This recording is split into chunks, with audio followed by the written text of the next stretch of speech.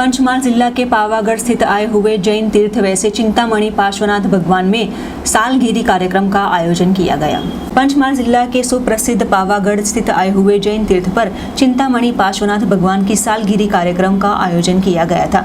वल्लभ सूरी समुदाय के गच्छाधिपति आचार्य धर्म धुरंधर सूरी महाराज के शिष्य रत्नमुनि राज पूर्णचंद्र विजय जी तथा गौतम विजय महाराज की निश्रा में आज ये कार्यक्रम का आयोजन किया गया, जो ये कार्यक्रम के भागरूप 37वीं सालगिरी ध्वजा चढ़ाने कार्यक्रम के तहत यहाँ पर भारी तादाद में जैन समुदाय उमड़ पड़ा था।